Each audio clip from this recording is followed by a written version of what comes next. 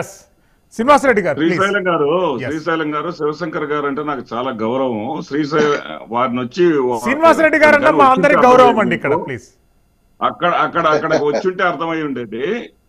నేనేమంటున్నానంటే గతంలో కూడా 2014 ఎన్నికల 19 ఎన్నికల సమయంలో కూడా ప్రజా సంకల్ప యాత్ర జగన్మోహన్ రెడ్డి గారు చేసినప్పుడు అసలు ఎవ్వరు లేరు, జనమే లేరు, గ్రాఫిక్స్ పీకే గ్రాఫిక్స్, రాజమండ్రి బ్రిడ్జి ఊగిపోయింది, ఉత్తమాటలు ఇవన్నీ అని అన్నారండి. మరి ఆ జనం ఉన్నారో లేరో 151 మంది ఎమ్మెల్యేలు వచ్చిన తర్వాత అయినా అర్థమై ఉండాలి. నిన్న నేను స్వయంగా అక్కడ కార్యక్రమాలు దగ్గరుండి చూసిన వాడినండి. 8 లక్షల కుర్చీలు మేము టెంట్ హౌస్లో తెప్పించాం, బిల్లులు కూడా మీకు పంపిస్తాం. 8 లక్షల కుర్చీల్లో ఒక్క కుర్చీ అయినా ఖాళీగా ఉందా? ఎక్కడైనా ఒక కుర్చీ ఖాళీ కుర్చీ మీకు కనపడిందా? అదేవిధంగా అక్కడ అటు నెల్లూరు వైపుకి ఒక 15 కిలోమీటర్లు, ఇటు విజయవాడ వైపుకి ఒక 10 కిలోమీటర్లు ట్రాఫిక్ జామ్ అయిపోయింది. బస్సులు తిరిగే నేలలో జనంతో నిండిపోయింది రోడ్లన్నీ కూడా. అక్కడ పట్టక, ఆ జనం పట్టక. ఇక డ్రోన్ ప్రస్తావన చేశారు. డ్రోన్ ప్రస్తావన చేసింది వాస్తవాల్లోకి వెళితే రాప్తాడులో జరిగిన సభలో ఒక ఏబిఎన్ ఛానల్ కు చెందినటువంటి ఒక విలేకరి తెలుగుదేశం జెండా పట్టుకొని అక్కడ న్యూసెన్స్ క్రియేట్ చేస్తే, అలాంటి పరిస్థితుల్లో ఇక్కడ కూడా లేదండి. ఇప్పుడు మీడియా సమక్షంలో మీరు మాట్లాడుతున్నారు, తప్పుడు కథనాలు మనము ప్రచురించడానికి అవకాశం లేదు. మొదటగా ఛానళ్ల పేరు తీసుకోకండి. రెండోది, అతని చేతిలో తెలుగుదేశం పార్టీ జెండా లేదు, దయచేసి అర్థం చేసుకోవాలి. అతని చేతిలో తెలుగుదేశం పార్టీ జెండా లేదు, అతని చేతిలో మీడియా ఎక్విప్మెంట్స్, కెమెరాలు ఉన్నాయి. సారీ శ్రీనివాసరెడ్డి గారు, you have to withdraw your statement. జెండా లాగి పారేసిన తర్వాతనే అతన్ని మీరు ఒక జర్నలిస్ట్ పైన దాడి జరిగింది. ఛానల్ పత్రిక పేరు తీసుకోకండి. ఒక వృత్తిపరమైనటువంటి జర్నలిస్ట్, ఫోటో జర్నలిస్ట్ పైన మూకుమ్మడిగా వైఎస్ఆర్సీపీ నేతలు దాడి చేశారు. దాన్ని ముక్త కంఠంతో ప్రతి ఒక్కరు ఖండించాలి. ఈవెన్ మీరు కూడా ఖండించాలి ఆ సంఘటనను.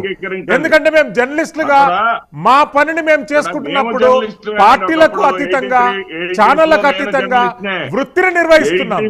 మీరు కూడా ఖండించాలి శ్రీనివాసరెడ్డి గారు. దాన్ని మీరు మళ్ళీ పార్టీ జెండా అనేటటువంటి ఎక్స్ట్రా ట్యాగ్ దానికి యాడ్ చేయొద్దు. దయచేసి మీ వర్డ్ మీరు విత్డ్రా చేసుకోవాలి ప్లీజ్.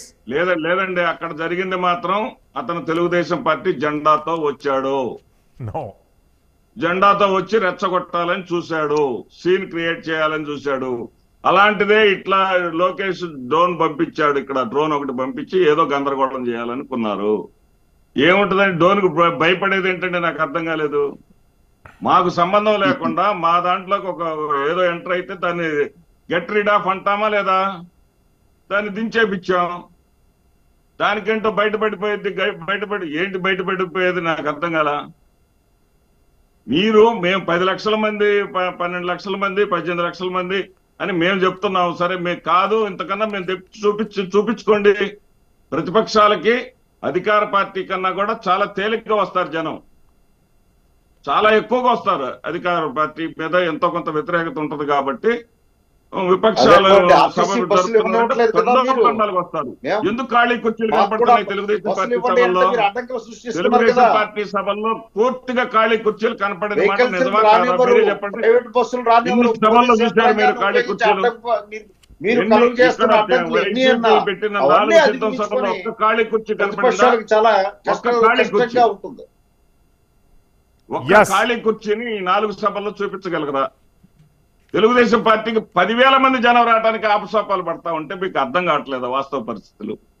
10 లక్షల మంది యువతలు వస్తుంటే 10,000 మందిని కూడా సమీకరించలేక తెలుగుదేశం పార్టీ అల్లాడిపోతా, 1వ కృష్ణుడు 2వ కృష్ణుడు, ఈ పవన్ కళ్యాణ్ సరిపోలేదు, ఇంకో పీకే, వీళ్ళిద్దరూ సరిపోలేదు, ఇంకొక బీజేపీ అని వాళ్ళు కాళ్ళ పట్టుకొని దండాలు పట్టుకొని జనం రారు బాబో, జనం కోసం బాబో అని చెప్పేసి చిన్న చిన్న వాటిల్లో కోడల్లో వాళ్ళు మీటింగ్లు పెట్టుకుంటుంటే కనపట్టలేదా అండి? శ్రీనివాసరెడ్డి గారు మళ్ళీ వస్తానండి దగ్గరికి. పిండపాటి పుల్లారావు గారు కన్క్లూజన్